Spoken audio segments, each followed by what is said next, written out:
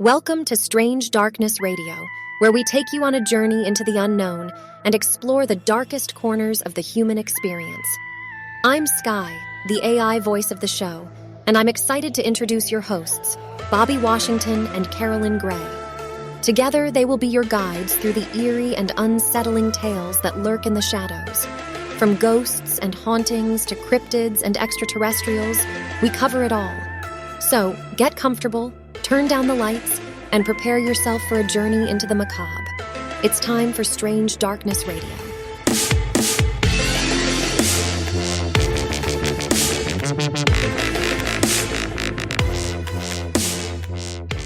Hello, and welcome to another episode of Strange Darkness Radio. I am your co-host, Carolyn Gray, here with your host, Bobby Washington. And tonight we are discussing The Other Side, a funeral director's story with our special guest, Rebekah Dillion.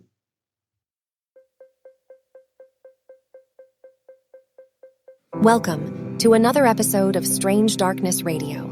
Today, it is our absolute pleasure to introduce Rebekah Dillion, the Director of Operations in the mesmerizing mortuary industry. Rebekah's remarkable work takes her through the intricate landscape of funeral homes, where she compassionately tends to the departed and offers solace to grieving families.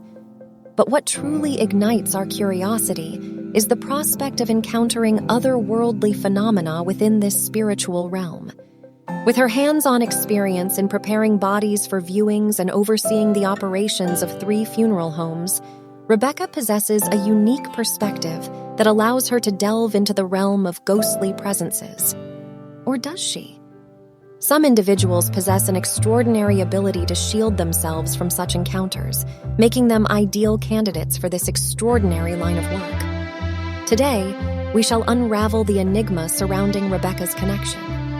As we embark on this thrilling journey together, we eagerly await Rebekah's mesmerizing tales and her exceptional experiences amidst the somber halls and whispered echoes of the mortuaries. Has she ever witnessed a ghostly apparition or encountered paranormal activity? Prepare yourselves for a captivating exploration into the ethereal realms where the boundaries between the living and the departed converge. Join us as Rebekah skillfully guides souls to their ultimate destination, providing closure and serenity along the way. Rebekah, welcome to Strange Darkness Radio.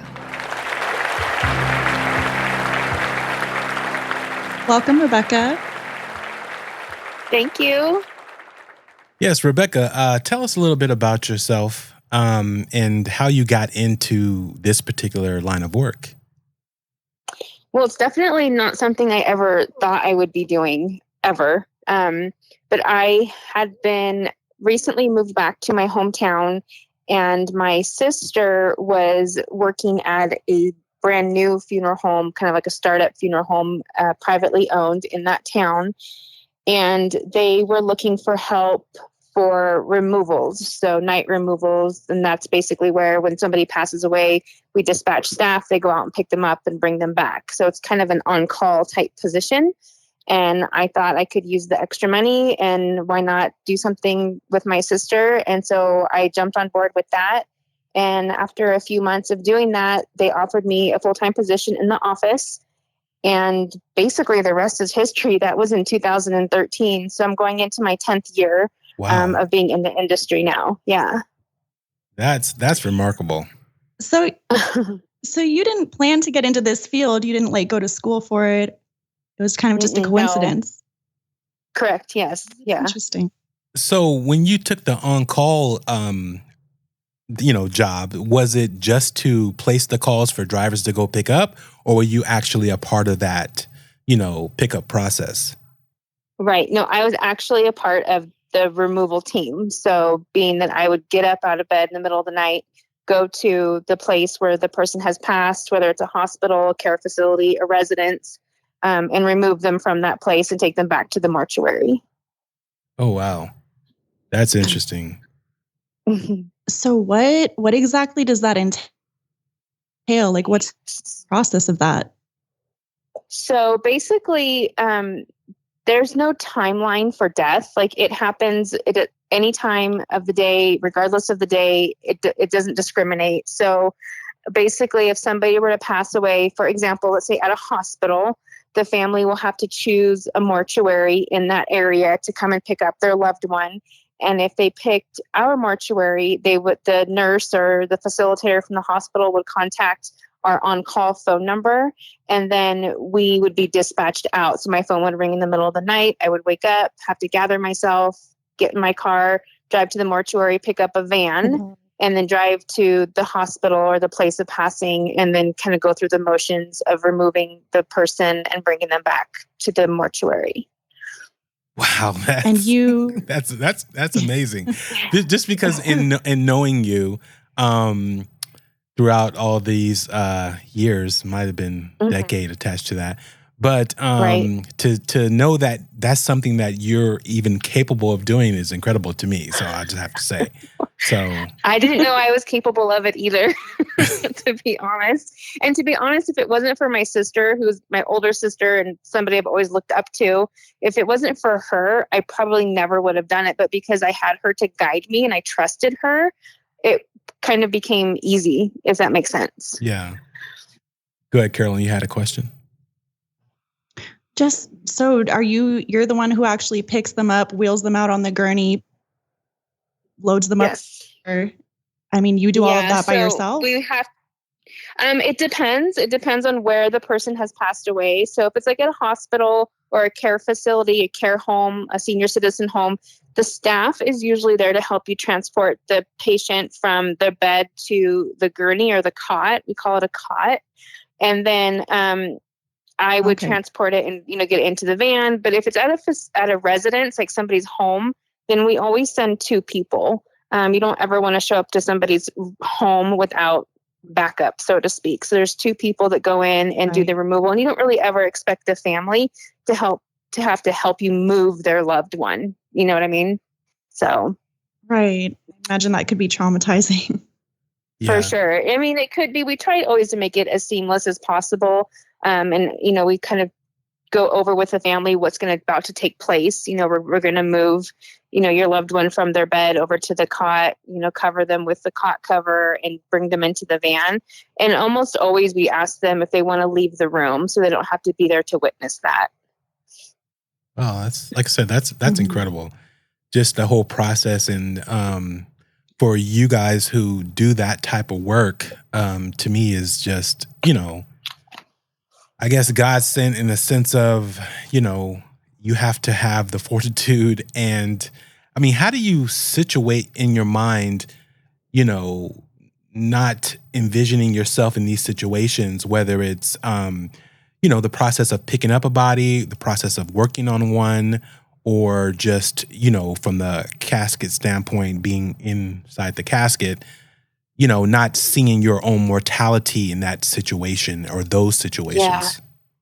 Yeah, that's a really good question. I mean, I don't think that I've ever put myself in the situation of the decedent. So the word decedent is what we call somebody after they've passed away. Okay. So they go from being a patient, like on hospice or at the hospital, and once they've passed, we call them a decedent. So I've never put myself fully into their position, unless it's somebody that is around my age. Mm-hmm. And usually that's an unexpected death. And then it kind of shocks me back into reality. Like, oh my gosh, that person's my age and it's very real and people my age can die, and so, or if it's somebody that I know that's passed, that's also, something else. But other than that, like I've really learned to put myself there for the survivors, for the people that are left behind. And so I work a lot of my job helping them through the whole process. Yeah, that's incredible. So you've worked on people or... Have you? Go ahead, Carolyn. Yeah, I was going to ask, have you ever handled someone that you actually knew personally? I have, yeah. Yeah, I have. Wow. The one, so most of the times it's been like, oh, somebody, like a friend of mine will call and be like, oh, my dad is dying. Can you take care of my dad? So I wouldn't know like the dad personally, but I would know the daughter or the son. There was one, there was one direct instance that I've only had one in the entire 10 years, knock on wood, I guess I would call it too, but it was a husband and wife that we directly were friends with. And it was a murder-suicide. Oh, And that's sad. Oh my yeah, God. it was super sad. And both families came to me because they knew me, but I had to keep them separate because of the situation. Exactly. So I had to deal with, the murder side and the suicide side of the families. And I basically took care of them from the very beginning all the way through to their cremations by myself, because both of these families were looking to me to take care of that. So, yeah. That must have been hard for everyone, but I mean, especially you. Are these cases ever difficult for you? Even the people that you don't know personally? Is it ever like tough to just see someone like, Yeah. See the family grieving? Yes, it's very difficult to work with families when it's like somebody's really young, like a child. In the past year, I worked with a serviceman, a military active duty. He was 21 and he committed suicide, and I had to work directly with their family. And there's some families, and most of the time it's the really, really, really young people or the very traumatic deaths that really get to me. And it can be difficult for me, but I do my best to hold it together for the family, but also show them a side of compassion that, I'm not a robot. Like I do have feelings, and I, want to be there and help them through the process the best that I can. But there are situations that can be very difficult, and I try to be professional, but also honest with the family. And I'll tell them, a couple times I've told families, like, I can feel your pain. Like I can actually feel people's like sorrow and grief and that kind of thing from time to time. And that can very much be difficult. And I do my best to leave that at the office and not carry it with me. Yeah, and when not I go take home. work home with you. Right. Yeah. Man, I'm stunned right Imagine now. That can be hard though. Yeah, just based upon, because, my thing is I always relate everything to me when I'm doing these shows or talking about situations. But one, to me, I hope they have a psychologist on staff, or if they don't, they need one, because to me that would be a lot to take on every day, every month, every year. It would seem to weigh on a person. It's a tough job. Yeah, that definitely is. Because it's not, it's whether the person's older, meaning the director, or younger, or the mortician, or any staff members. You to me, you would have like, I would always put myself not in the situation of the people, but just take on the task of making sure this person goes off, out the way they want, and everything, done possible for them. And I would take it home, because I'm just that type of empath when it comes to that type of stuff. That would weigh on me after hours. Right. Especially if you're an empath, this field must be really difficult for those types of people that just absorb the energy of others and really make it personal. When I first started in the industry, it was very, very difficult for me to not carry it with me after I left the office. And it took a lot of work for me to be able to separate the two and to leave that at my work. And that was my job. That's what I was doing there during the day. But I needed to not let it have a hold on me when I left work, because then it would affect my personal life. Yeah, for sure. And so it was very difficult the first maybe like year or two in the industry. And now it is easier for me to leave it there. I mean, obviously there's time to time where something kind of sits with you, but it's good to have those people in my life that I can kind of talk to about what happened that day, and, go back and forth about it, and, talk about how sad it was and the feelings that I had, and, and just a kind of like a therapist, you have to process, right? Yeah. Right. So it is definitely a learned trait. I don't think it's something that you just go right in and know how to do it. I think it's something that has to be learned. And now that I'm seasoned in the industry, I'm able to to show other people that are brand new in the industry and kind of guide them through that and help them do, the same thing that I was able to do. But I definitely still have, the feelings and the empathy for these families. And I really feel like it's my job to do whatever I can to get them through this part of the loss of their loved one as smoothly and as I can, so they can go on to the next stage of grief and not be sitting and waiting for, what I'm doing, my part in it, to be over. Yeah. Wow. So you don't drive anymore. Now are you the director, or what is your position now, and what do you do? Yeah. So my technical title is director of operations. I no longer go on removals unless I'm like requested specifically by a family that might know me. Otherwise, I won't go on a removal. I manage 3 funeral homes that are all staffed. So I manage the staff. I manage the daily operations. I meet with the families to go over the arrangements for the wishes, whether it's cremation or burial. I generate death certificates. I communicate with like the veteran cemeteries to have veterans buried. A lot of communication with the community, doctor's offices, that sort of thing. I make sure all of our vehicles are, up and running and they don't need anything. And so it's just kind of all the operations of the company, along with working with every single family in my hub. So there's 3 different funeral homes. I work in the busiest one. And so I tend to every single family that comes into that funeral home. And then from time to time, I will have to go to one of our other satellites to meet with families, depending on the staff and what's going on at that time. So I do a lot. Yeah, busy. Yeah, that's busy lady. That's incredible.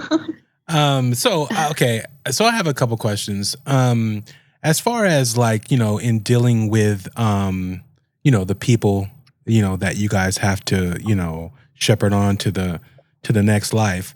What, did it, I would say, sit with you in the sense of, how the body makes different sounds and all that stuff when you're, you whether you're, when you back in the day when you used to pick up or you're actually working on a person. Did you become used to that, or did it any of that seem paranormal to you, or is it things that, you understood as the normal process? So the very first removal that I went on was with my sister, and it was our girlfriend's grandmother had passed away, and she passed away at her home. And so we went out there, and I was just following my sister's lead as the very first dead body I had seen ever.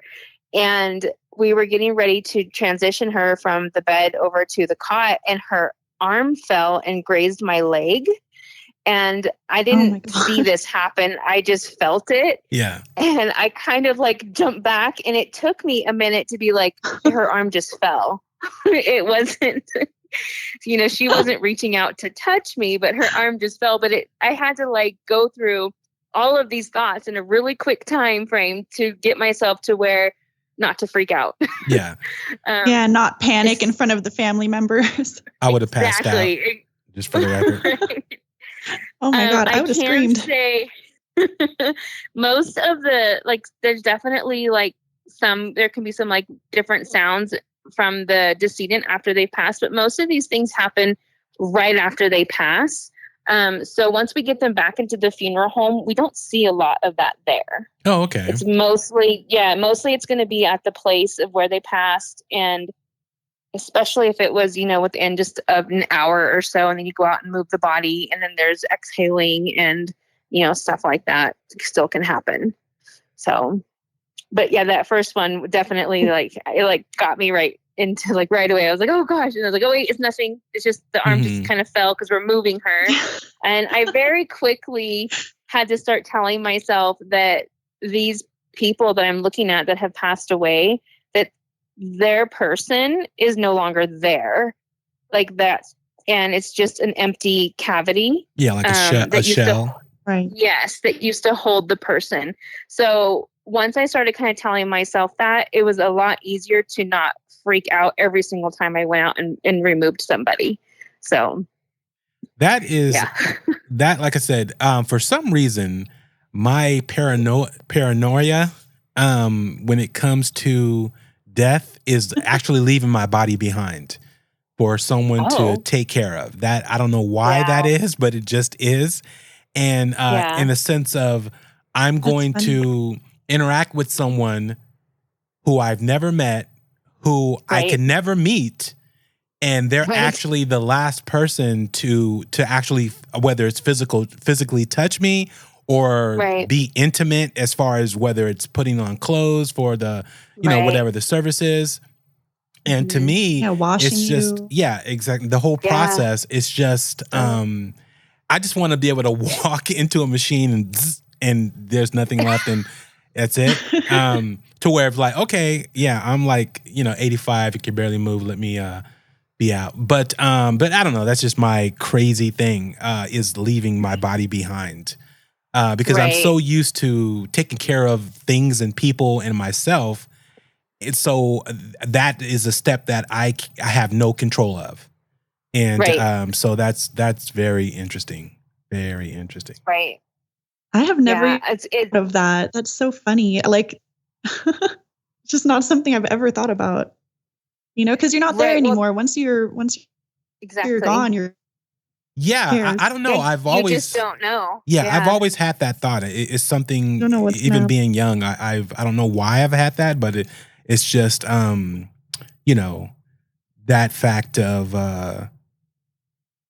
like I said, I don't know if it's loss of control or just being in whatever state that you're found in. I don't care if it's an automobile accident, natural causes, whatever it is.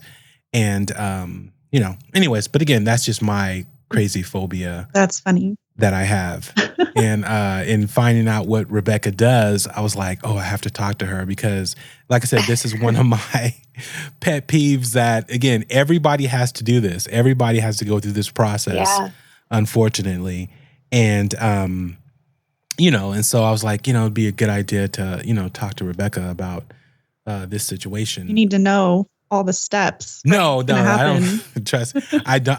I mentally know the steps, and trust me, I've thought about it, and I know there are people out there who seen the phases of death back in the day. Old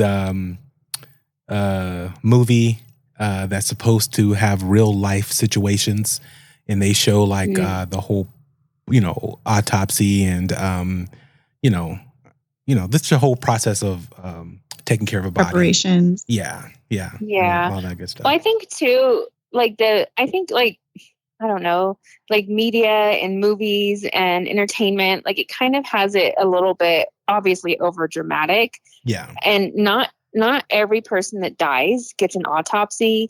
And you can go from your place of passing right into the chamber for cremation without anybody seeing you or doing anything to you. And so it's a lot of misunderstanding also about the process, I think, just out in the world. yeah, And so it's kind of always, that's why I definitely like talking about it to people that have questions, because it can be very misunderstood, the whole process as well. mhm. So especially now in this, in 2023, it's just, everything is so much more advanced and quicker than it used to be back in the day. And, not everybody has to be viewed. And if your wishes are to go from, place of passing right into the chamber for cremation, and that is well known by your family, then most family members always go by the wishes of their loved one that has passed, and they are like determined to give them what they wanted. So I think that, whatever your wishes would be, your people would definitely, respect that. Yeah, I see it all the time. And also, just I was thinking about when you're saying this, like being in the industry for as long as I have, I still have no idea if I want to be cremated or buried. I'm Like being buried. Oh, really? I don't have an opinion. Yeah. Seriously, that's interesting. Huh. I never wanted to be put in the crematory. Cremated. Yeah. A lot of people don't. Yeah. Because I'm just old school in that sense of walk through the graveyard or be buried. And I don't know if it's just whether somebody calls you back. It's like, well, you got to form from dust. I don't know. I don't know. But in my mind, I guess, just old school religion, which I don't even know where I'm at in that place. But for some reason, I just have the thought of I need to be buried. So that's my thing. Have you heard of human composting? Either of you? No. Yes. I have not. Rebekah, have you ever? Yeah, go ahead. Sorry, go ahead. No, go ahead. No, just have you ever had a body that wanted to be composted, or have you ever seen that personally? What is that process? So I've never seen it personally. It's not legal in California yet. Oh. It's in the process of becoming legal, but it is legal in the state of Washington. And we have actually transported, I think, 2 bodies up to Washington to be composted. I do not know all the ins and outs of what exactly happens, but I think it can take up to 30 days to get a full body compost, and then they send the compost back to the family as if it was ashes. I didn't know they gave it back to the family. That's crazy. Yeah, I believe it comes back to the family, and then the family can do their garden or, plant a tree with it or. Oh, wait a minute. Yeah, that kind of thing. Stop the presses. Are you talking about the whole body goes into the ground and then becomes, oh, heck no. Bobby, it's exactly what it sounds like. It's called the Night of the Living Dead. You have to be in something. I don't care. And have to be 6 feet or deeper. No way. That's crazy. It's like some kind of chamber that the body goes into. And of course they pump, stuff through there, and it gets turned just like you would a compost. You have to turn the compost for it to, start breaking down. And I don't know all the ins and outs of it really. I just know that it goes, it takes they put wood chips and some other things in there with the body, and it gets turned, and then I think it's 30 days it takes, and then it's composted. Yeah. Yeah. It's pretty crazy. That sounds like some California stuff. I mean, come on. I'm surprised it's illegal. Yeah, I'm surprised it's not started in Washington, huh? That's very interesting. Yeah. Yeah, it's coming. Dang. Okay, we're going to go ahead and take a break, and when we come back, we're going to get into some weird funeral 911 call, and also a situation to where another mortician tells her story about seeing something that she thought could be paranormal or ghostly. And I want to get Rebekah's opinion on that. Then we'll talk to Rebekah and see if she's seen anything paranormal. We'll be back.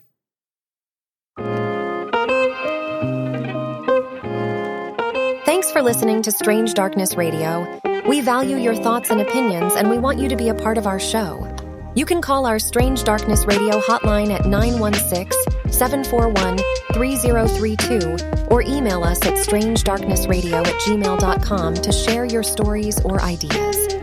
For more updates and exclusive content, follow us on Instagram at Strange Darkness Radio, Twitter at SD Radio, and Facebook at Strange Darkness Radio to join our ever-growing Strange Darkness Radio family.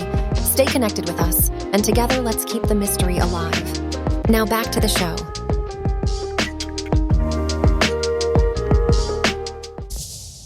All right. Let me see if I can play this 911 call because I didn't put it on the board. But let's see if we can get this going. Unanswered questions after a 911 call in Pueblo from a funeral home and cemetery. August 11th, just before 3:30 in the morning, the police department communications center got a call that they refer to as abandoned, meaning the other person hung up. So they called back, got an answer, and heard mostly static.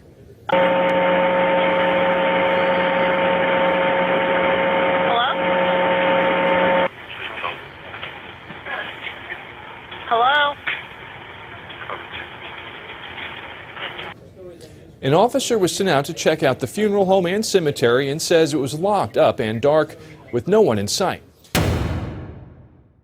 That's interesting. Oh, that gave me chills. I heard a voice in that, as she's saying hello, you can faintly hear a voice. And that was interesting. The cops went to that location. There was no one to be found, no one inside. And but the call was placed from that funeral home.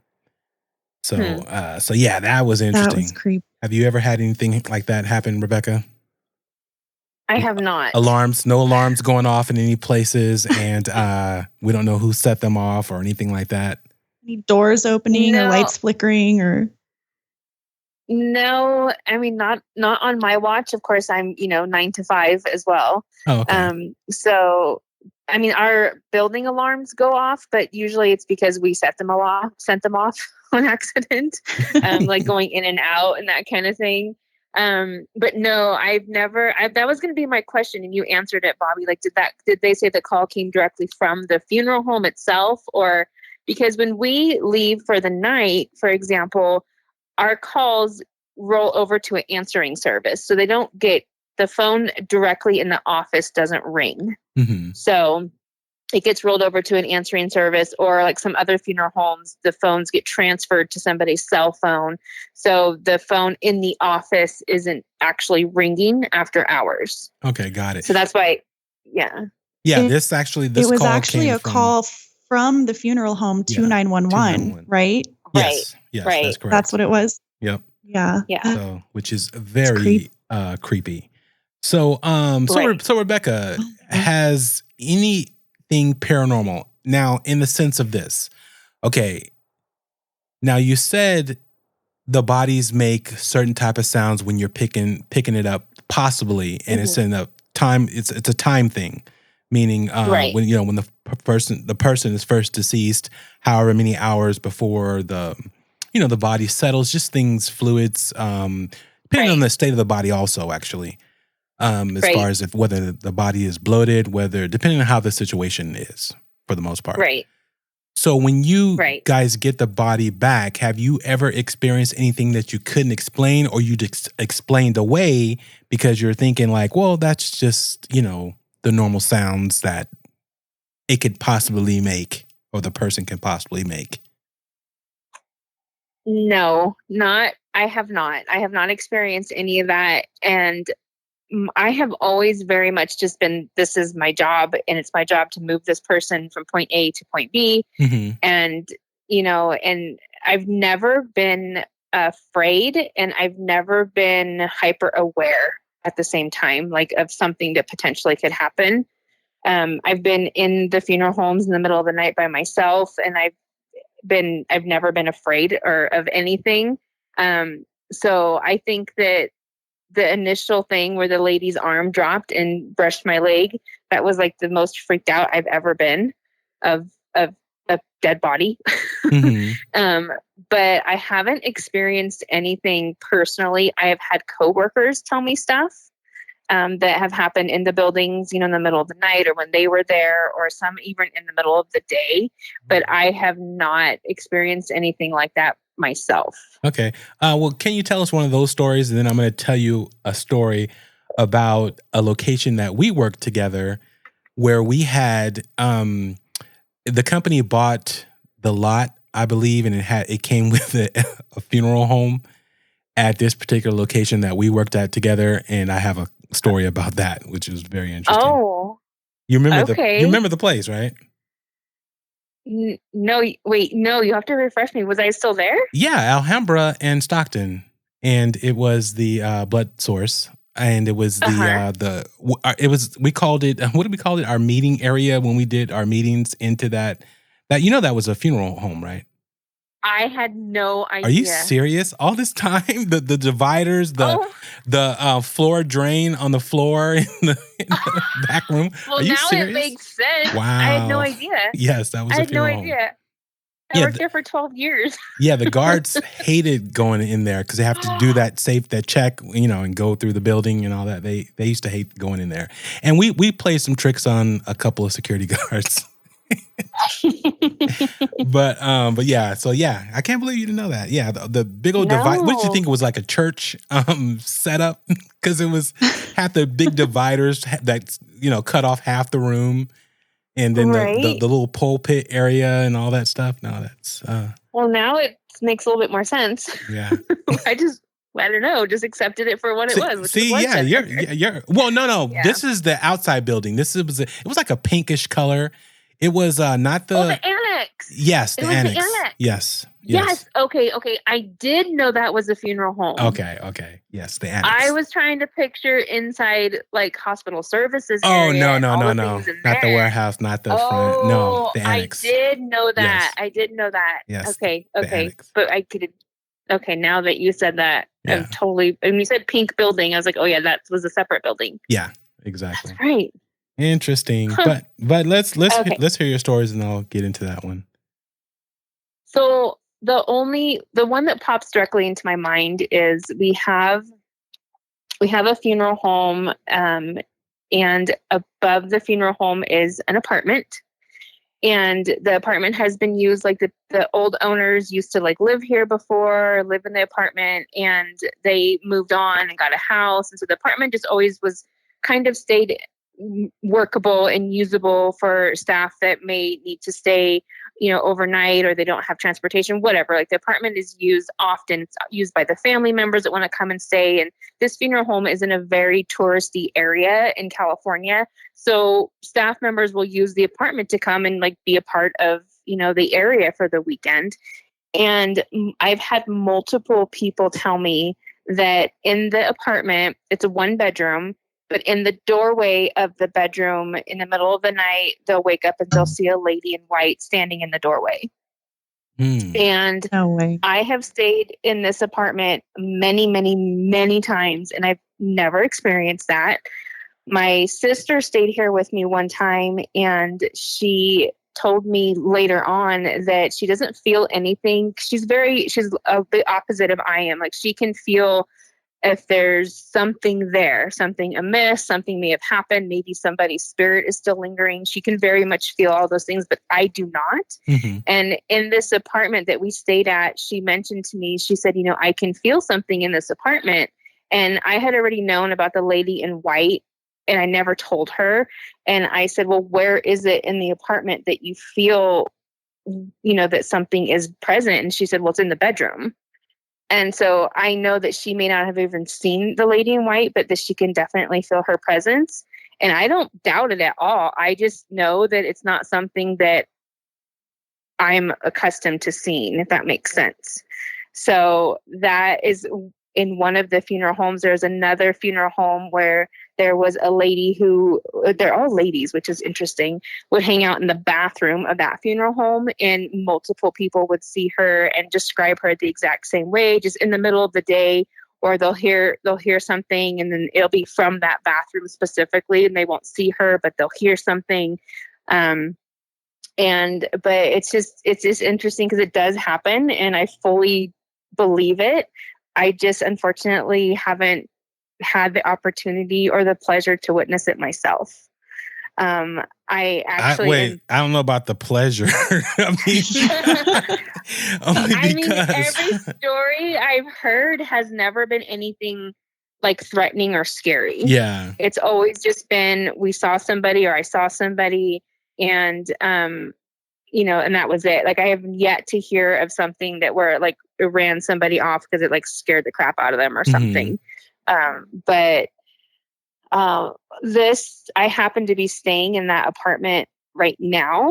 And so this is the first. Are you in the bedroom or are you in the main living room area? Yeah, currently I'm in the living room. Wow. I'm not in the bedroom, but like I said, I've stayed here many, many, many times.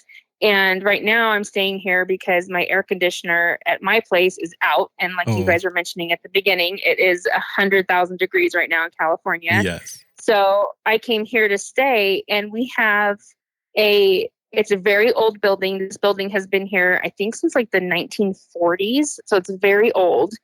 And so this apartment doesn't have like central heat and air, but there's a window air conditioner in the front in the living room, and there's one in the bedroom.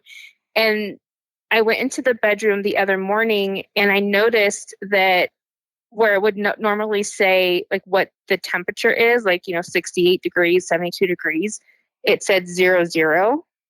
And I thought that's weird. Like I didn't set it to 00. And I kind of brushed it off. I didn't think anything of it. And then, I kind of pushed a couple buttons, and then it reset back, but I hadn't touched it. Yeah. And then This morning, I came out into the living room to check the one in the living room, and that one changed from Fahrenheit to Celsius, is what I'm thinking, because it says it's set at 20 degrees and it doesn't go any higher than like 29. Yeah. But I didn't touch it. Last night when I went to bed, it was set at like 68 degrees Fahrenheit. Yeah. So, see, Rebekah, these are the things that I'm talking about that you're just brushing off as, let's see, there's this little man snuck into the house, which is a problem still, and changed all these things. So that's activity. I mean, it's something, not saying what it is. The whole paranormal thing is not knowing, the whole definition of it. But yeah, no, that's wow, that's interesting. And you're staying in this apartment by yourself, and you don't get creeped out, and you don't get scared. Yeah. Like, I'm here. How? I'm here with my dog. I have my dog with me. I don't know. I've never been really spooked or anything. And aside from these things with the air conditioners these past couple of days, I haven't experienced anything to make me feel uncomfortable. So I don't know. They knew you were doing the podcast because you were talking about it. We've been talking about it. And so she's welcome to make her presence known if she wants to in the particular area you are in. But you seem to be a person that doesn't, like it rolls off your back. Like if something were to happen, you might sit there and have a conversation with somebody without even blinking, like, okay, tell me about your life story. Like, let's, let me grab some wine here and we can discuss what's going on and try to get you to that next place. Right. I mean, I definitely, the first air conditioner, I was like, well, that's just weird. And I definitely blew that one off. But then this morning when I looked at the complete other one and the other opposite side, and I was like, that's when I was like, I think somebody's messing with me a little bit. Yeah. But multiple people don't have access to that apartment, do they? No, nobody can get in. Like the door has like a keypad lock on it, the door to the apartment. Yeah. So, and when you go out the door of the apartment, it leads you down into the funeral home. But the doors, like there's no way. You have to have like codes and stuff to get into the building. So I don't feel like nobody can just walk in. It's like they would have to go through multiple obstacles, like breaking down things. And I would definitely hear way ahead of time before anybody could get in. And my dog is very much an alarm dog. Yeah. So I feel like if there has been a few times she just starts barking at the door for no reason. I will say that. And then I just open the door to show her that nobody's there. But she has really, really, really, really good hearing. And so I fully trust her that if she's barking, she heard something for sure. Yeah. Yeah. And the dogs, so you don't think she's sense. Experiencing anything? Maybe. Wow. It's so funny, you guys. Because she can't tell you. Before the show, we were talking and I was like, oh, we could have did the podcast at this place, and had Carolyn, Skype in, and I would have had it all set up and everything like that. I was like, no. Now hearing this, I'm like, nope, it would not have happened. I would have said no to that. No, you guys should have. No, the creep factor is too real for me. Again, I'm exploring these things verbally, not physically. Right. Well, and I wasn't even supposed to be here tonight. I was supposed to be back at my place, and I actually was here over the weekend and drove back home, and my air conditioner still wasn't fixed, and turned around and came right back up. Oh wow. So, yeah. You're a trooper. Interesting. So, with what the story that you said goes perfectly into this story of a mortician named Carrie who's had a paranormal experience, or could be a ghostly experience. You guys be the judge. So we're going to go ahead and play that now. A lot of funeral homes are old homes, or are places where, the funeral directors lived, and, deaths occur in funeral directors' families as well within those buildings. So the day that this happened, I was sitting in an office, and to my right, there was the front door. And there's a huge window above the front door, so people would walk in, come up like 4 or 5 steps, and the office was right there. So I was sitting there, the sun was shining in that window, and the other girl working in the office with me had gone down to the basement to do some work for a minute. And because the arrangement room was downstairs, and we had kind of a workspace down there as well. So she was down there working, and I was just looking down, writing, and out of the corner of my eye, I saw a figure come up. The sun was blacked out, and walked down past me on the right-hand side and down the hall towards where like the bathrooms and one of the visitation rooms was. And so I thought that the girl downstairs had come upstairs and had gone in to put something in the visitation room, which is what she would have been going to do, coming from downstairs from what she had been working on. And so when like 5 minutes later, she actually walked upstairs, I kind of caught my breath and said, "You will never believe, but somebody walked past me like 5 minutes ago." And she said, "What are you talking about?" And I'm like, seriously, somebody came from downstairs, walked up, blacked out the light, walked past me, and went back to the visitation room. And the funeral director that had lived in the building and had been there for forever had died, and it was within a year of this happening, I would say. And I don't know, it's so silly to say, but I always felt like maybe he was still around, and I had always enjoyed him, always enjoyed working with him, and he died at an older age, and so that's who I believe it was, but I could be wrong. But there definitely was somebody there, and there definitely blocked out the light, and I never even looked up because I thought it was the girl. So it's not a crazy story of a floating apparition or anything that I saw, you know. I wish I would have turned and looked, but I didn't because I assumed that it was that girl.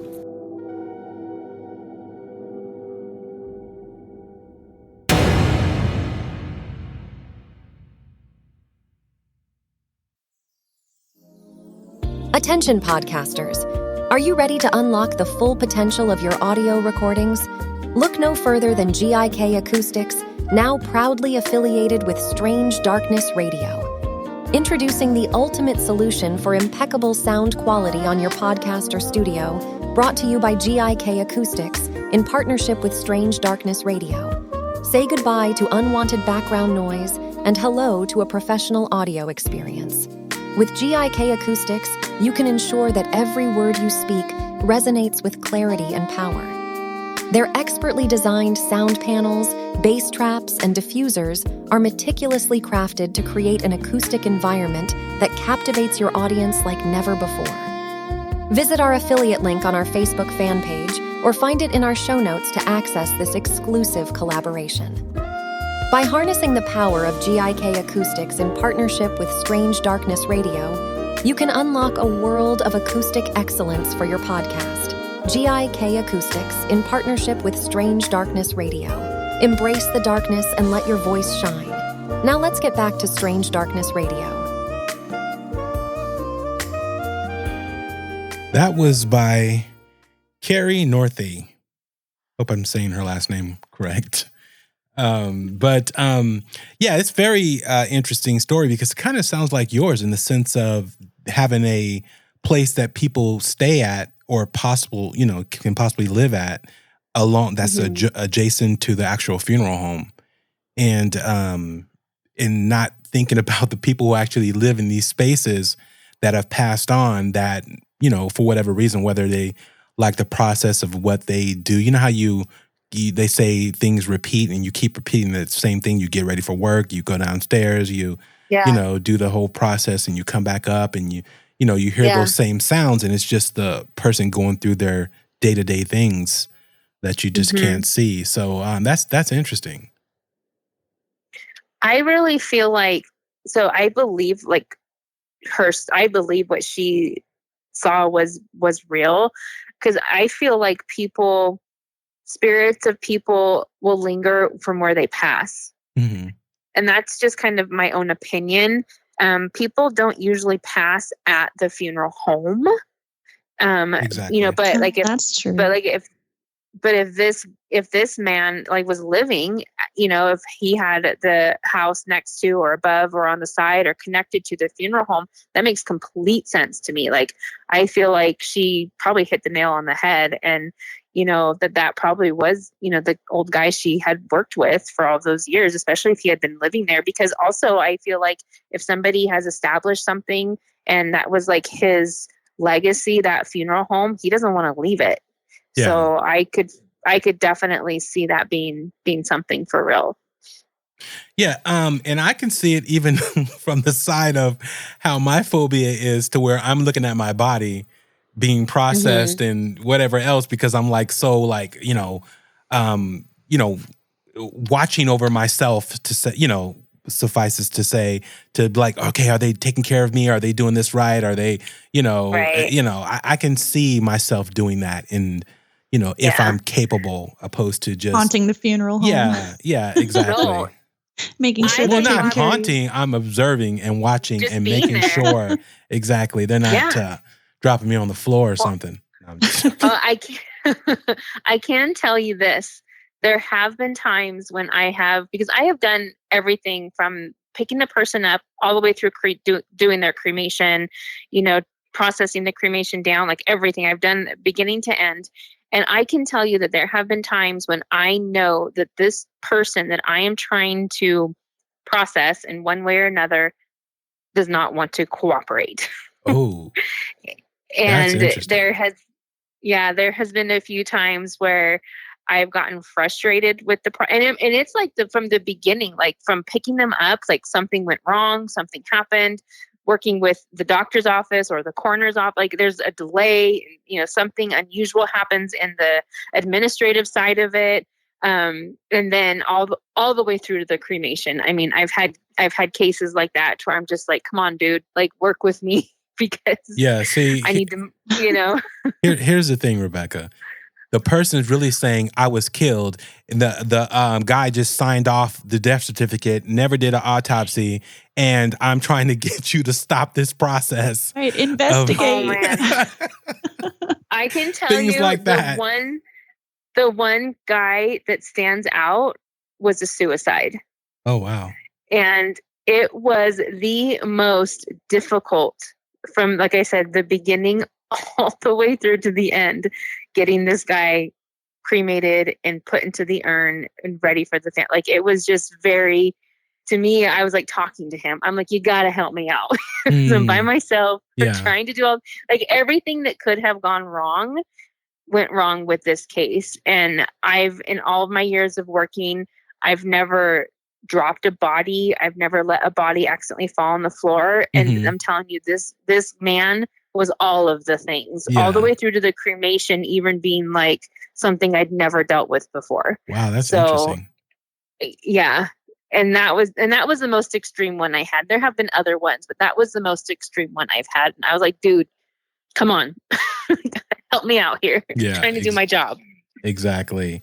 So, have you ever had any weird situations to where the families asked for something that was kind of, weird in the sense of whether it was from a religious standpoint or something with the body, as far as like, to not pray over it, but add certain, trinkets that were religious artifacts and all that stuff?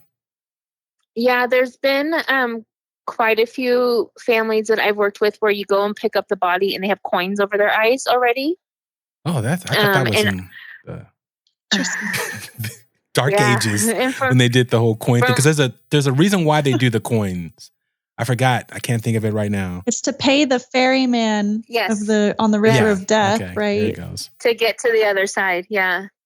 Yep. And so they'll put the coins on their eyes and then they'll stay all the way up until either burial or cremation, which is interesting. They want them back.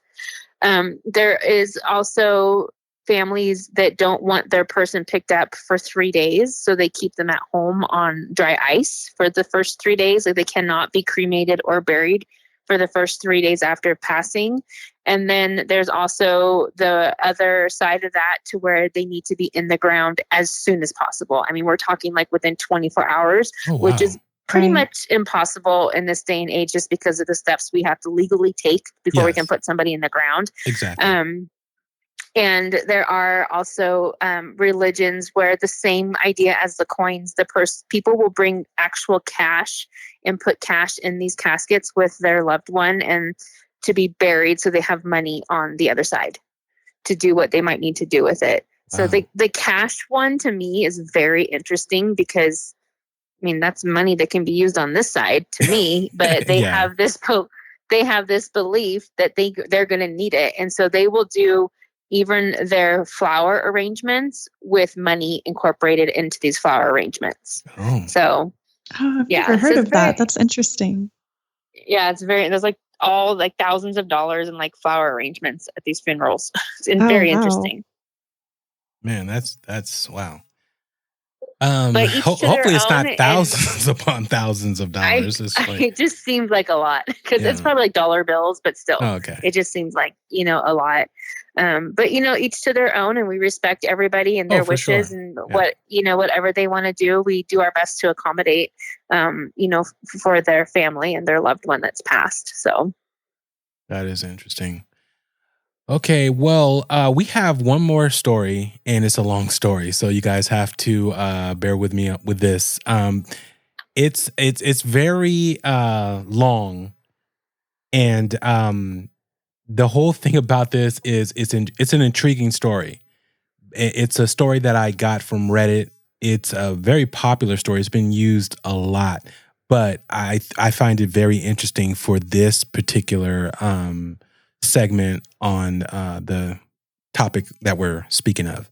So let's go ahead and check this out. This is the last one for the night.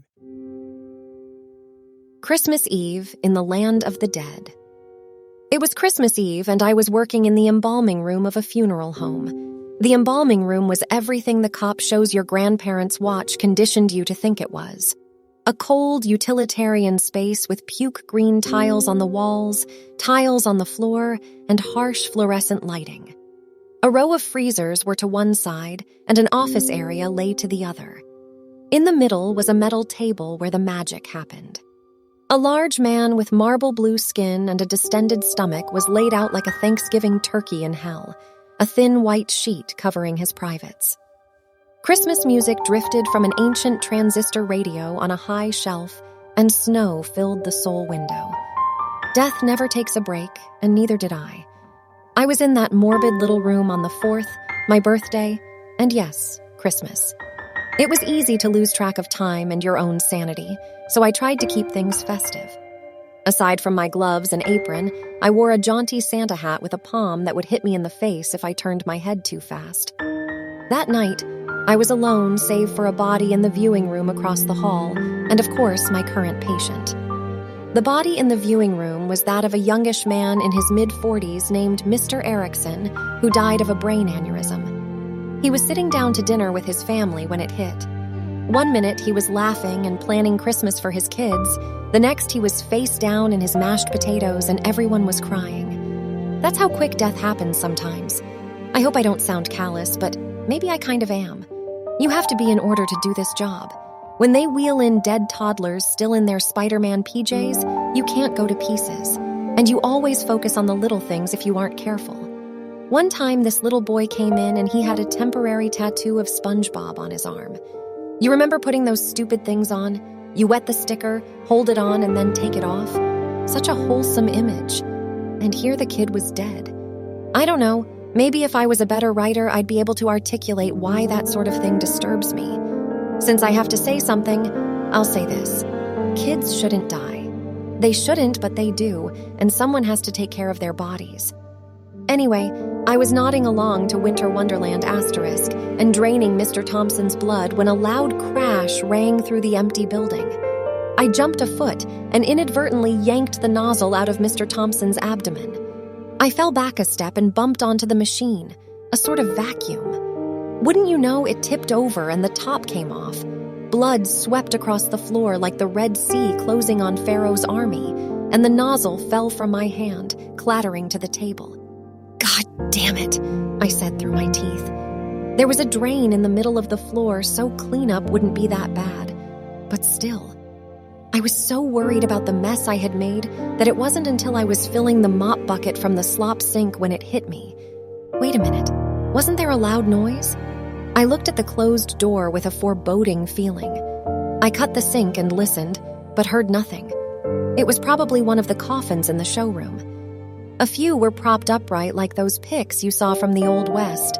Some dead gunslinger with a dour undertaker standing beside him like a fisherman with his prize catch. And sometimes they took a header. When I was finished mopping up this mess, I'd check it out. Pushing the wheeled bucket to the center of the room, I started to swab the deck, whistling Step into Christmas by Elton John. "I'm real sorry about that," I told Mr. Thompson honestly. "Sometimes I can be a real boob." He didn't reply, which is a good thing. You can talk to the dead and be okay. If they start talking back, though, you got a problem. I opened my mouth to say something else, but the words cut off when another sound came, this one quieter than the first.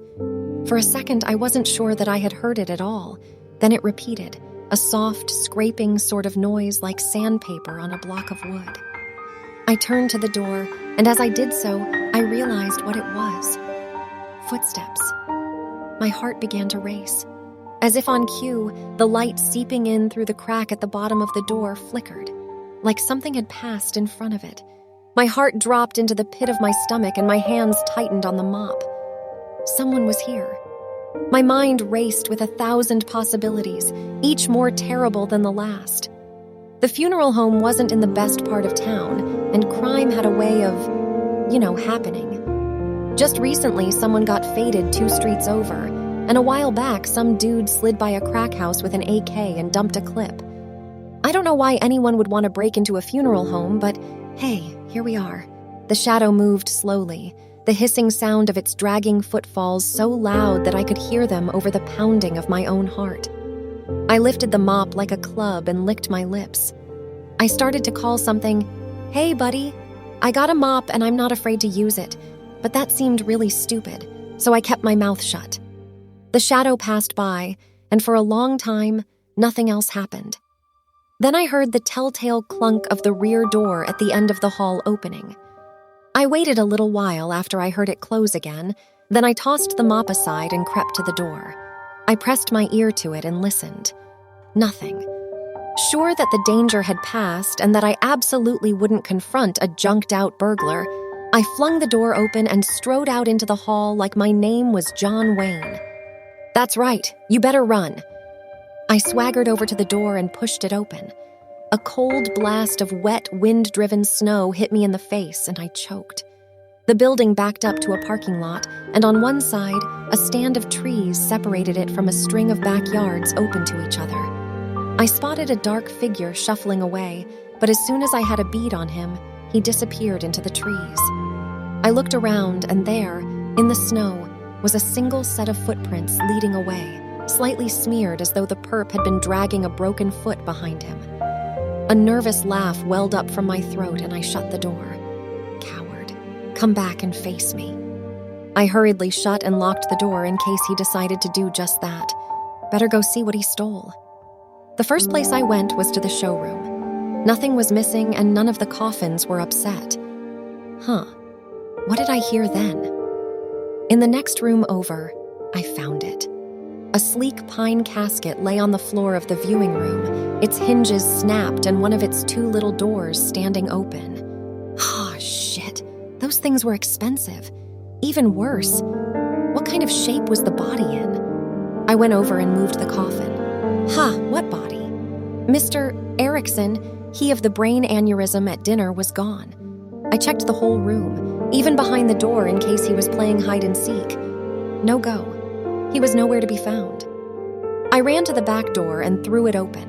The rapidly falling snow had filled the footprints in just as cleanly as if they had never been there at all. A shiver went down my spine. Defeated, I went into the office to call my boss. Later, the police came and took my statement. Their theory was that someone had taken Mr. Erickson, and that was a good theory. What else could have happened to him? He didn't just get up and walk away, did he? Cue nervous laughter. On Christmas morning, the Erickson kids woke to find their dead father sitting in his lazy boy facing the tree, as if to watch them open presents. I can only imagine their screams of utter, mind-bending horror. The cops said it was a sick joke of some kind and left it at that. I bought into that for a long time, but it was bullshit. First of all, I saw one man. How could one man carry the corpse of a 210-pound man by himself? Bride over the threshold style? That didn't make any sense. It was possible, though. I mean, it did sound like the guy was struggling to move. Something in the back of my mind, some dark, primal, reptilian instinct, however, doesn't believe that. I know it's insane, but if you ask me, Mr. Erickson wanted to spend one last Christmas with his family.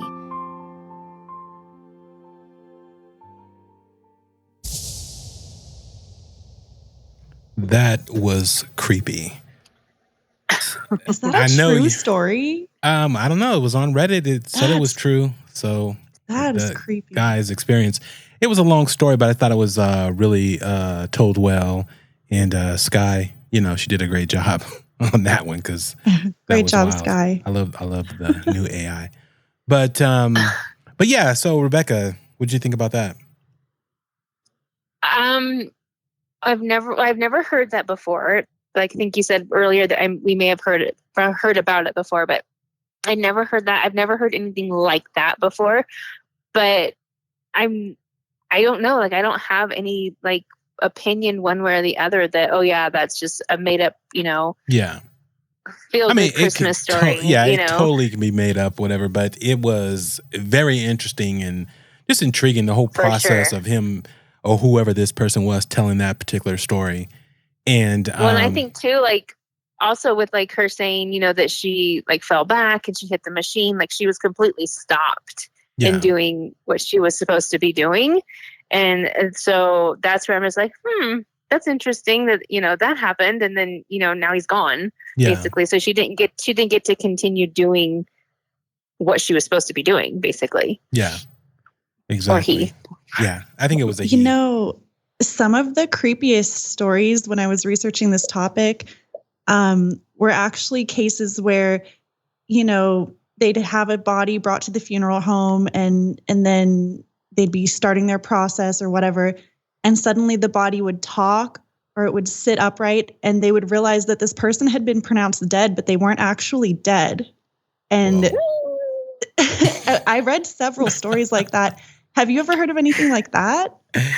I have. I've definitely have heard of that before, but it's never happened in my experience. But I have definitely heard of it. I've read the stories on it as well. That, Mrs. So-and-so was picked up and brought and all of a sudden, she's talking or in the back of the van and right. Hell no. Yeah. So that'll be on my last day at work. Right? I'll probably pull over the vehicle and leave it and just call as I'm walking down the street calling an Uber. FYI. I quit. That's it. Yes. Right. Yeah, I've never experienced that, but I have heard that before. That's wild. Yeah. So that's crazy. That's crazy. So Rebekah, what do you want people to know about morticians, funeral directors? You guys seem like a angel brigade to do the task and duties that you guys do is just unreal. I mean, I think that the biggest thing is to know that we're human as well. And, having to walk, basically strangers through one of the hardest times of their life. It takes, I think, a very specific person to be able to do that. And just to know that people that work in funeral homes are there because they want to be there, not because they have to be there. And they want to be able to help these families through the process, getting their person, taken care of, whether it's for cremation or burial or a viewing or whatever it is. And that it's something that we want to do. And I think that that's important, especially because these families are entrusting strangers, with their person that just died. And that's a really big deal. But from my experience, there's nobody in the business that doesn't want to be there. Yeah. And I think that that's really important, and to know that we treat their loved ones with the utmost respect from the very beginning to the very end. And even though, like I was saying earlier, like that person isn't there in that body, like it's just the cavity, it's still somebody's person, it's still somebody's loved one, and it's our duty to treat them with respect, all the way through to the end. So I think it's just important that people recognize that going into the funeral home industry or into the business with their loved one, that these people are there to take care of the living and the dead, both. Yeah, definitely. Well, from me, thank you for what you do. And it's an incredible job, and you do an incredible job at what you do. You always have, for sure. Thank you. You're an amazing person. And I want to thank you for coming on tonight's show. Carolyn, do you have any last words for Rebekah Dillion? Just kind of what Bobby said. I mean, thank you so much for what you do. It's so important, and it's something that people really don't think about or want to think about or talk about much. And, I don't know how thankful people are or how much appreciation you get, but really what you're doing is so important. And we all need that. We're all going to need these services at some point. I'm inventing a machine to make your job obsolete. Bobby wants it automated for his. I know. Bobby wants to beam me up right off the bat. Exactly. Nothing left behind. But yeah, well, thank you guys so much. Yeah, of course. No, thank you guys. I really appreciate you having me on. Oh, no, thank you. All right. That was tonight's episode. Carolyn, any last words? And thank you. Welcome back to the show, I should say. And hopefully you won't be missing any shows coming up lately or soon, I should say. But yeah. Yeah, no, I hope not. I hope to be here for the rest of the shows. And yeah, just thank you, Rebekah. Thanks for coming on the show. This is such an interesting topic. Yeah. And another thing, I feel like a lot of people in the industry aren't, I don't know if they just don't feel like it's a taboo or if they just don't want to open up about it, but I feel like it's hard to get to people in the industry to open up and talk about this. So yeah, just thank you for coming on. It's a good show. Oh, you're very welcome. Thanks for having me. I appreciate you guys. All right. Thank you.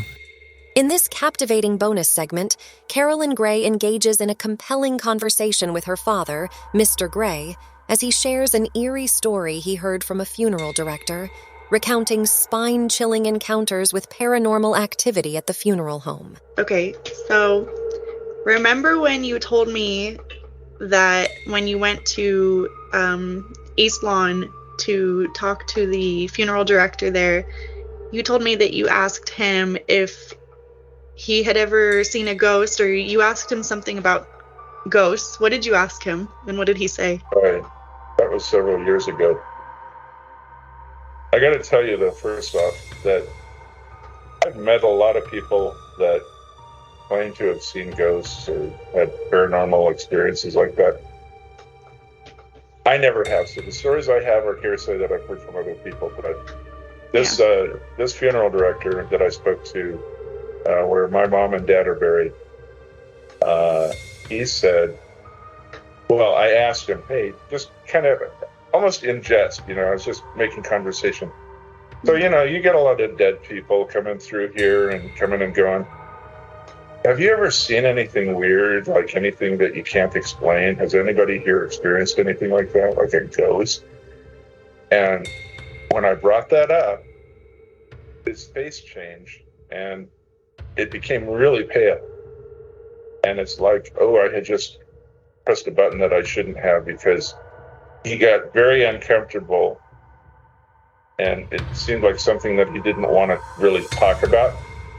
Mm-hmm. And in fact, he did say, the first thing he said is, we're really not supposed to talk about this with customers or visitors. So he actually said that to you, that they're not allowed, like it's like a policy, they're not allowed to talk about that? Yeah, it freaks people out. So, Wow. They're already freaked out about their dead relatives, so why freak them out more with ghost stories? I guess. But anyway, to be polite, he answered my question. He said, well, okay, I'm going to tell you the truth. Actually, there are a lot of weird things that happen here all the time. And most of the employees here have experienced something. They've seen something, they felt something, they heard something that couldn't be explained, Really? And he didn't go into too many details, but he did say that most of this happens at nighttime when it's dark. And, the employees that work there are there from a normal 8 to 5 shift. Mm-hmm. So he says, when it's daylight, when we go from daylight savings time back to standard time and it gets dark at like 5 o'clock at night, he said people make a beeline out the door right at 5, get into their cars, drive away, get away from that place as fast as they can, because it scares them. I mean, it's like everybody that works there. They don't want to stay after dark. Don't want to stay. And he really said that to you? Yeah, he told me another story too. He said, okay, so this is a company that owns different mortuaries and cemeteries kind of all over the region, I guess. But they have a headquarters office in downtown Sacramento, which is a few floors that they occupy, I guess. Or maybe they have other lessees. But in the basement of that building is the Sacramento County coroner. Mm-hmm. And it's kind of like those TV shows you see about medical, what do you call them? Medical inspector? Like investigation shows, medical investigation. Yeah, but what do you call the title? The medical examiner? What's the... Oh, yeah, like a coroner or a medical examiner. Okay. And so, so again, it's like a funeral home where there's a lot of dead people being processed in and out of that place. Mm-hmm. So he said that he was working there, and he was on like the second or third floor in an office, kind of working alone, and he was working after hours.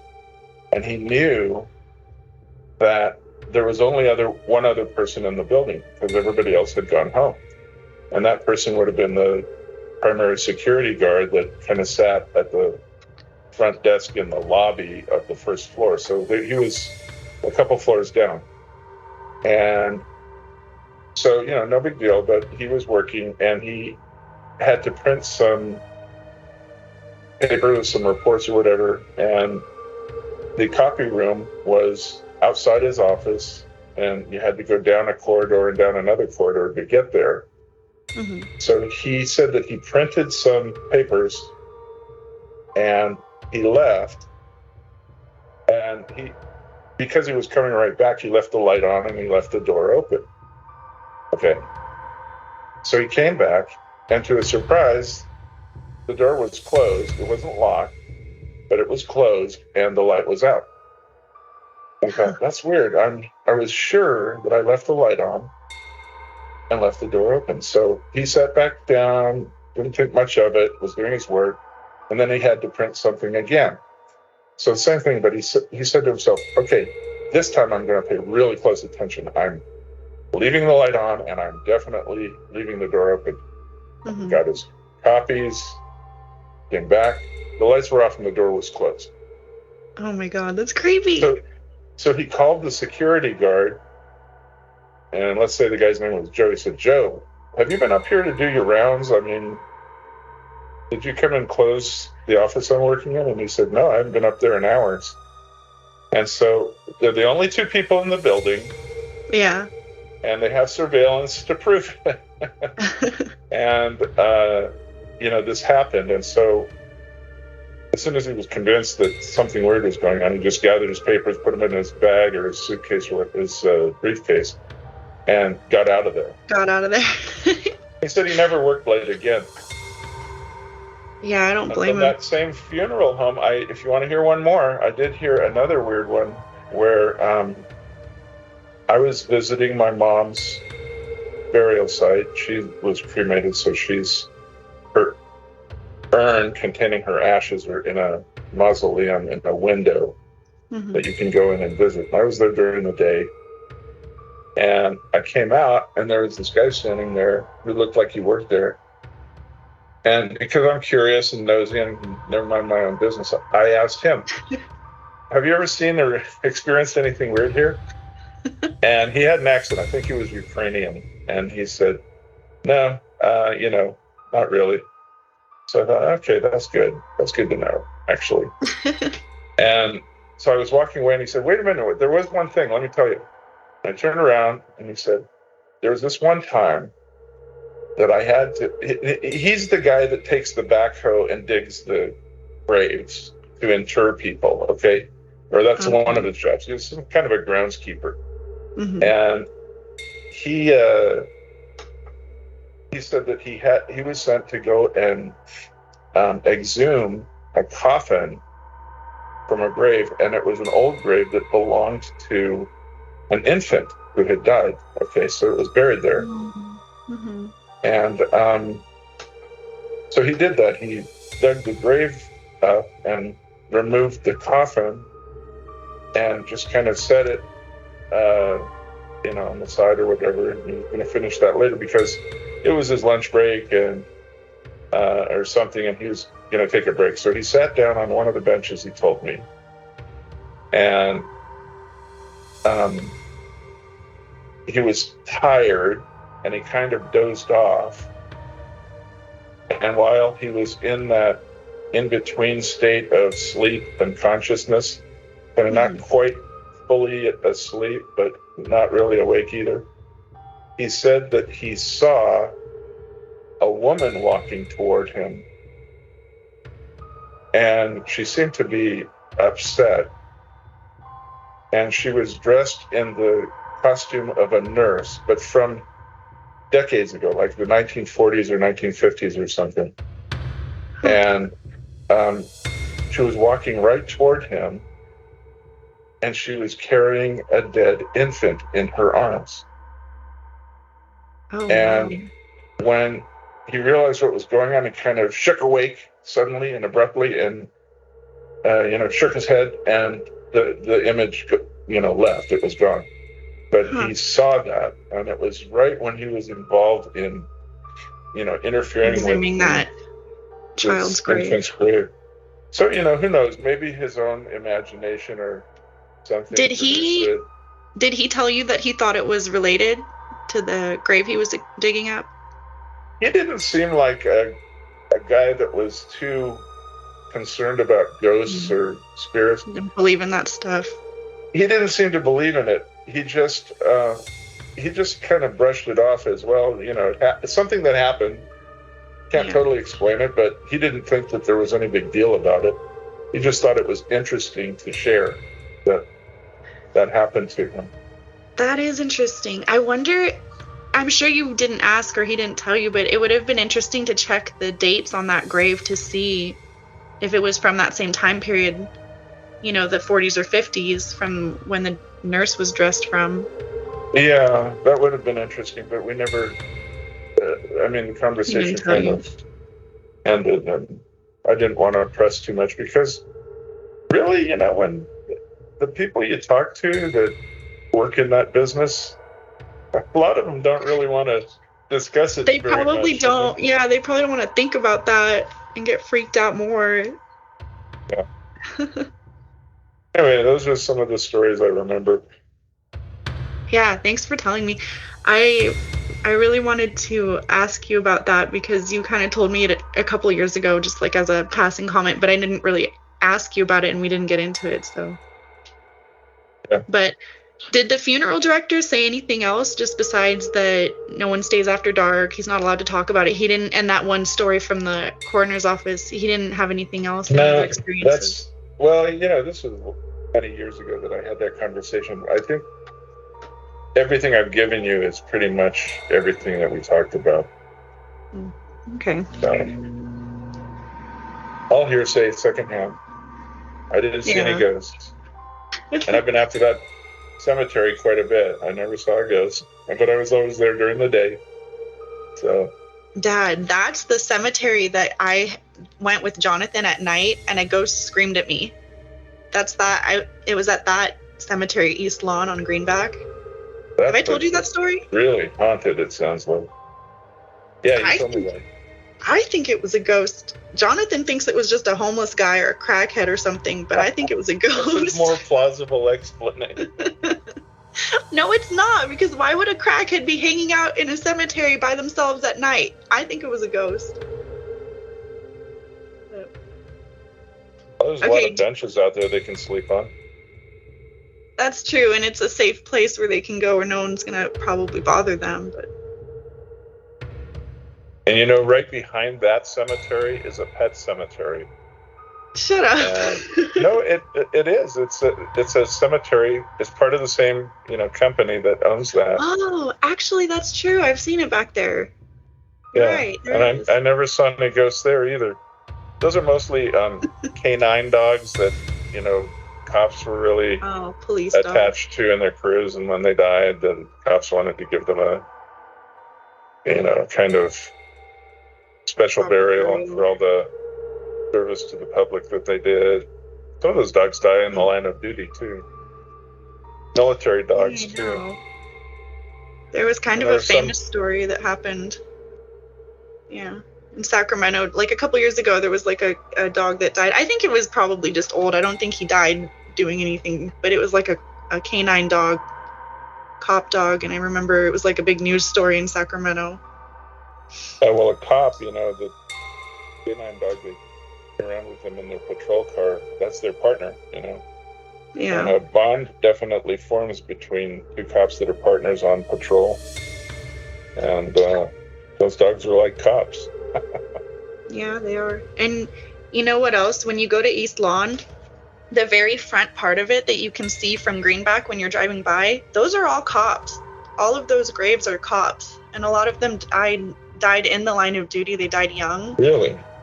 I didn't know that. I noticed that one of the times I went there. Yeah. Thanks, Dad.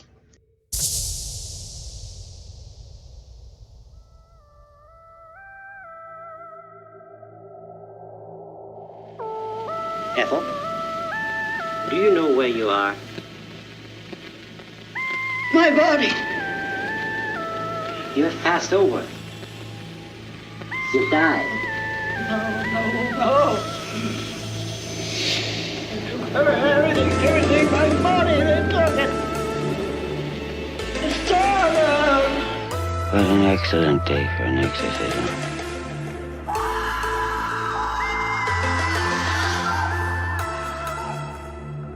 We learned that for at least the past 8 years, military pilots frequently encountered unknown objects in controlled airspace off both the east and west coast across the continental United States in test and training areas and ranges. We don't know where they come from, who made them, or how they operate. There's a whole fleet of them. Look on the ASA. My gosh. They're all going against the wind. The wind's 120 knots to the west. Look at that thing, dude. Cleveland County 911. I don't know if I should have called this in or not, but What's going on? if I'd have had my camera, I'd take a picture of it. Take a picture of who? I don't know what it was. He was walking upright like a man. I would not kill it because I was afraid to. But it went back up the mountain. Cleveland County 911. Hello. Can I help you? Yes. This is Tim. Uh-huh. You probably have my address. Yes, sir. What's going on now? I shined a light on this thing.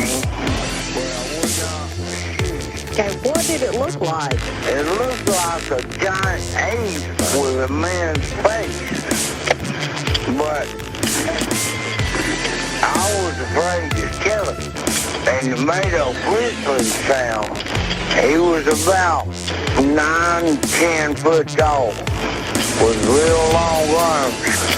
I go out there, he gets gone. Then I come back in the house, and he gets back there again, and my dogs are just raising heck. Would I get in any trouble if I shot and killed this beast, this animal, or whatever it is? Would I get in any trouble? I can't answer that question. If he goes too close to me, I won't kill him.